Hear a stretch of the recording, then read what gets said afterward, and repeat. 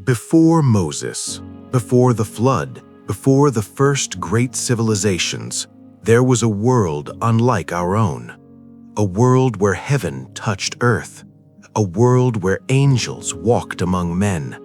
A world that Scripture describes only in a whisper. There were giants on the earth in those days. Genesis 6:4. The Bible calls them Nephilim. Ancient Hebrew texts call them the fallen ones. The Book of Enoch calls them the titans of old. Tonight, we uncover the story the Bible barely tells, a forgotten race of giants whose existence shook the ancient world and whose destruction reshaped human history. But fragments remain, scattered across forbidden texts, ruined cities, and ancient memories, ignored by history, feared by heaven, and erased before the world could remember their name.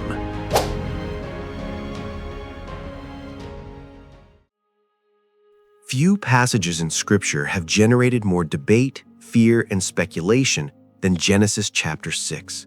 Hidden in just a few verses, it hints at an event so disruptive that it altered the course of human history. It says, "The sons of God saw that the daughters of men were beautiful, and they took them as wives."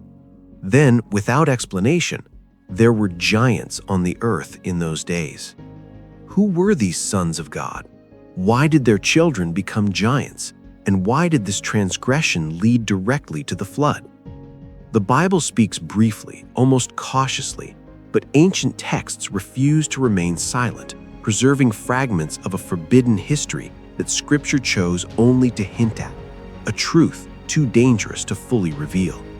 The Book of Enoch, known to early Jews and Christians, reveals the full story.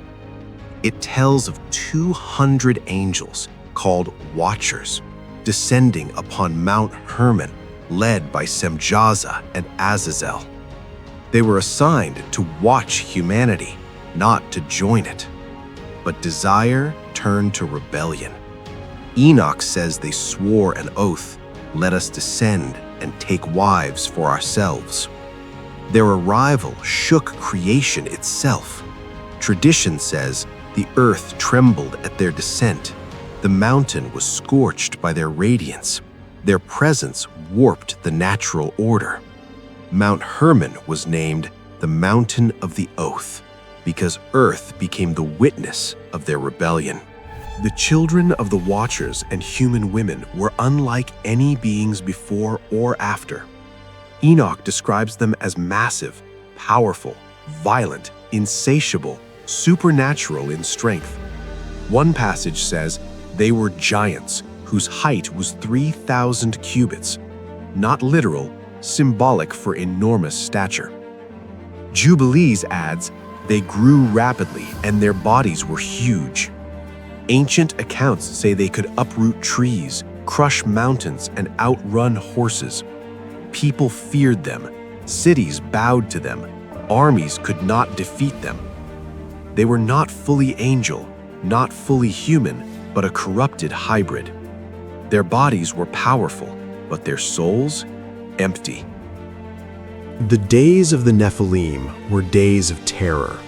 The Book of Enoch says, "They devoured all the food, slaughtered animals, destroyed crops, consumed forests.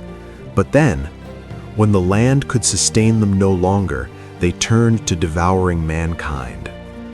This age of giants is not found only in the Bible. Ancient cultures remember Mesopotamian demigods, Greek titans, Norse giants, Indian asuras, Native American giants, and Celtic Fomorians. Across the world, humanity remembers a time of enormous beings. The consistency is chilling. Enoch says the Watchers taught humanity sorcery, occult rituals, weapon-making, warfare, root-cutting, ancient drugs, astrology, and enchantments. Humanity didn't learn evil slowly. It was taught rapidly by heavenly beings who abandoned their place. The world spiraled into chaos. Genesis 6:11 says, "The earth was corrupt and filled with violence." Humanity cried out, "Who will save us from the giants?"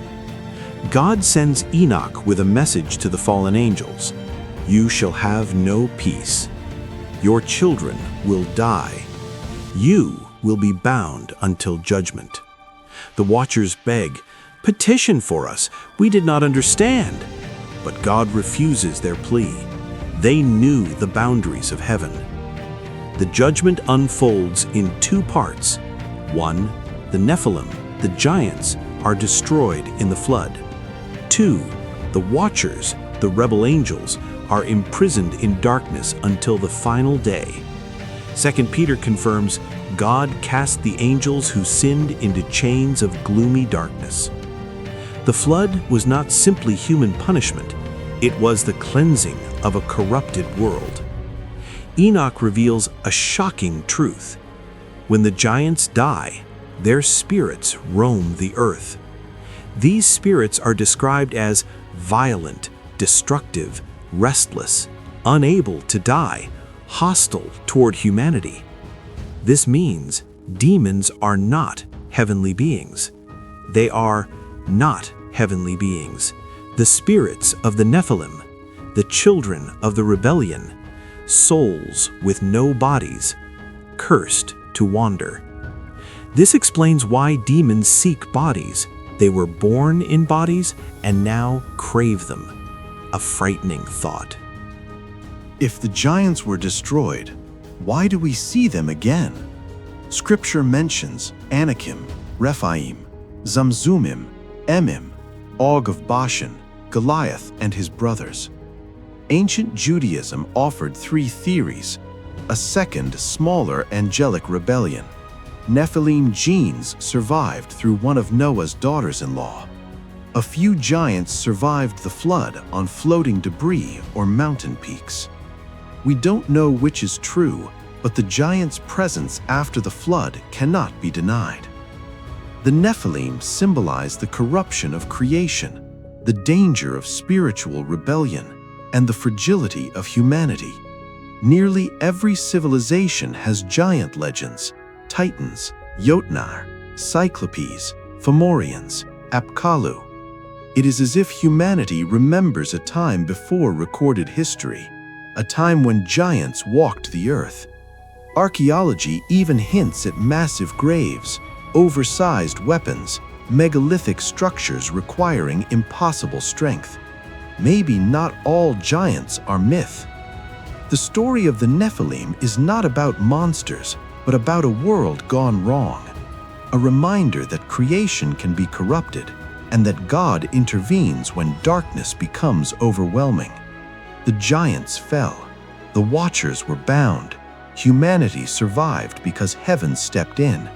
The shadows of that ancient age still linger in Scripture and in the legends of the world. This is Hidden Bible Chronicles, and the mysteries ahead go deeper still.